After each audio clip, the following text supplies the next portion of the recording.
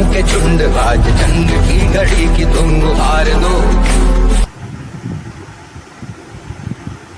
मेरे साथ हैं भारतीय जनता पार्टी महरौली जिला प्रभारी छत्रपाल सिंह वाल्मीकि जी।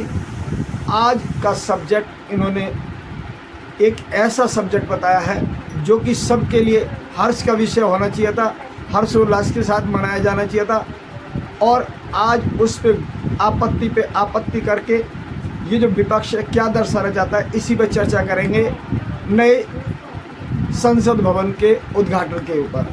छत्रपाल जी नमस्कार। नमस्कार भैया जी, क्या कहना चाहोगे, ये क्या कारण रहे कि एकदम से ही विपक्ष और जोर शोर से विरोध करने लगा है? नए संसद भवन का 28 मई को राष्ट्र को सौंपा जाना है। इसके कार्यक्रम को लेकर केंद्र सरकार ने सभी विपक्षी दलों को निमंत्रण भेजा है, लेकिन जैसा सूचनाएं प्राप्त हो रही हैं, जानकारी प्राप्त हो रही है, कांग्रेस, तृणमूल कांग्रेस, शिवसेना, एनसीपी, केजरीवाल, इन लोगों ने संसद भवन के इस लोकार्पण के कार्यक्रम का बहिष्कार करने का निर्णय किया है। ये निर्णय भारतीय लोकतंत्र की दृष्टि से दुर्भाग्यपूर्ण है। ये भारत के संविधान और लोकतंत्र का अपमान है। आज मुद्दा क्या बना रहे हैं कि इसका उद्घाटन राष्ट्रपति महोदया से होना चाहिए, करवाया जाना चाहिए। ये सारे वही लोग हैं जिन्होंने राष्ट्रपति के चुनाव में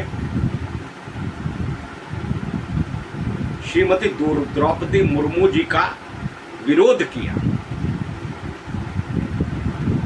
विपक्ष ने कांग्रेस के नेतृत्व में राष्ट्रपति के चुनाव में द्रौपदी मुर्मू जी का विरोध किया। तब इन्हें द्रौपदी मुर्मू जी में आदिवासियों का सम्मान नहीं दिखता था। इस प्रकार का दोहरा चरित्र इन लोगों ने अपनाया है। जहां पर कांग्रेस के शासनकाल में सभी योजनाएं श्रीमती इंदिरा गांधी या राजीव गांधी या पंडित जवाहरलाल नेहरू जी इन्हीं के नाम पर होती, तब इन्हें देश के राष्ट्रपति नहीं दिखते थे, तब अनुसूचित जाति के नेता नहीं दिखते थे, तब आदिवासी इन्हें नहीं दिखते थे, तब मुसलमान अल्पसंख्यक भी नहीं दिखते थे। तो इस प्रकार का आचरण इन लोगों का है। और लोकतंत्र के जितनी भी संस्थाएं हैं, कांग्रेस ने तो कभी इन संस्थाओं का सम्मान किया ही नहीं। ये वही कांग्रेस है जो लोकतंत्र की दुहाई देती है और भारत के ऊपर आपात स्थिति को थोपती है। तो ये बड़ा दुर्भाग्यपूर्ण है। विपक्ष को अपने निर्णय पर पुनर्विचार करना चाहिए। ये ऐतिहासिक क्षण है और ये कांग्रेस जिसकी आवश्यकता महसूस कर रही थी 2012 में, मोदी जी की सरकार ने उसी कार्य को पूर्ण किया है। जब लोकसभा का परिसीमन होगा तो लोकसभा और राज्यसभा के सांसदों को मिलाकर लगभग 1232-35 के आसपास सांसद बनेंगे। तो उनके लिए जो वर्तमान अपना संसद भवन है ये अपर्याप्त था। तो कांग्रेस ने भी उस समय यही कहा था कि भाई नए भवन का निर्माण होना चाहिए। तो मोदी जी ने उस काम को किया। जब उसकी नींव रखी जा रही थी, शिलान्यास हो रहा था नए संसद भवन का, तब भी उसका विरोध हो रहा था। तो ये तो इनका रवैया है और ये केवल और केवल विरोध के ऊपर इनकी राजनीति चल रही है, जो दुर्भाग्यपूर्ण है। भारत की प्रगति, भारत के विकास के लिए इस प्रकार का व्यवहार उचित नहीं है।